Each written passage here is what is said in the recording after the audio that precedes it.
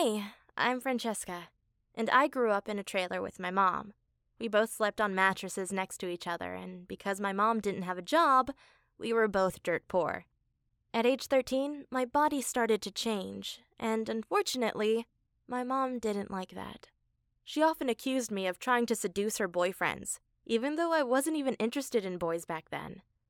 It got so bad that she forced me to wait outside the trailer while her boyfriends were visiting her, which meant I sometimes had to wait outside all night long, even when it was freezing.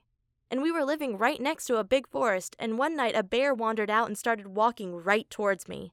I was petrified and ran into my mom's trailer so I wouldn't get eaten by the bear. Unfortunately, as I ran inside, I interrupted my mom kissing one of her boyfriends. She got really angry and said, "You little witch, you want to steal my boyfriend again. You will regret this." I told her there was a bear outside, but she didn't believe me, and then she did something horrible. She called the cops and told them to pick me up and bring me to an orphanage.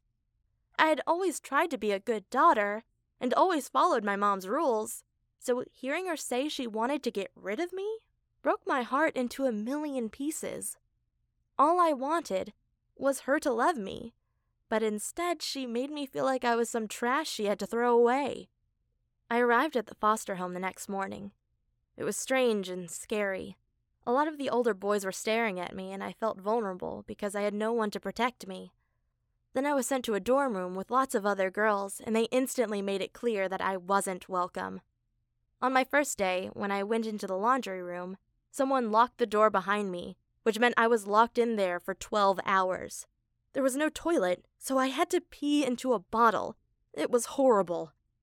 After one of the supervisors opened the door again, I immediately called up my mom and begged her to take me back. I told her I would do anything, even live outside the trailer in a tent if I had to. But again, she didn't care, and her voice sounded so cold. She said, "You got what you deserved for trying to steal my boyfriend from me," and then she hung up. When I got back to my dorm room, one of the girls pushed me against the wall and said, "You won't survive with that pretty face for very long. You have no idea what we will do to you." Well, that was the tipping point for me. I grabbed my bag and ran out of the foster home and decided to go back to my mom's trailer park. But I knew she wouldn't just take me back, so I cut off all of my hair and shaved my eyebrows off. When she saw me, she asked what had happened, and I told her the other kids had beaten me up and cut off my hair.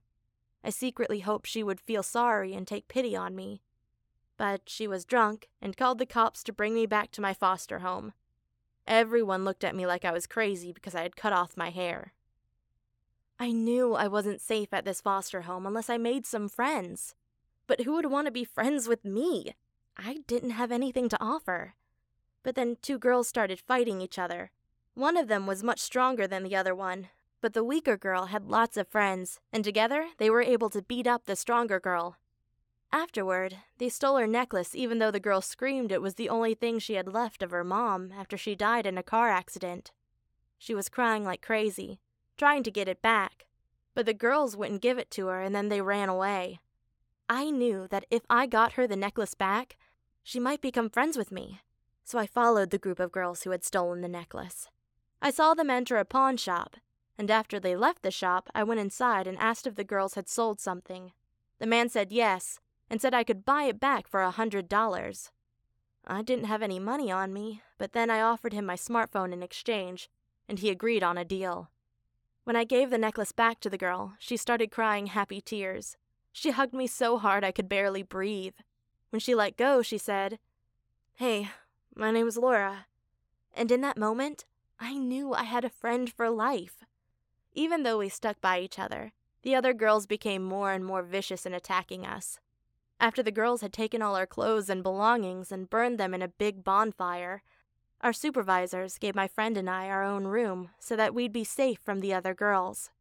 One day, though, my mom came to the foster home and wanted me back. I told her, no way. I mean, I needed to protect and support my friend Laura, just as she was protecting me. But unfortunately, I didn't have a choice, and my mom and I moved to a different trailer park in a different state in the U.S. So I was too far away to visit Laura, and I never saw her again. I don't even remember her last name. It makes me sad to think that those mean girls might still be making her life hell. I hope she's doing fine. Laura was the first person in my life who truly cared about me and made me feel like I mattered. I'll never forget you, Laura. I wish I could thank you for being the only friend I ever had.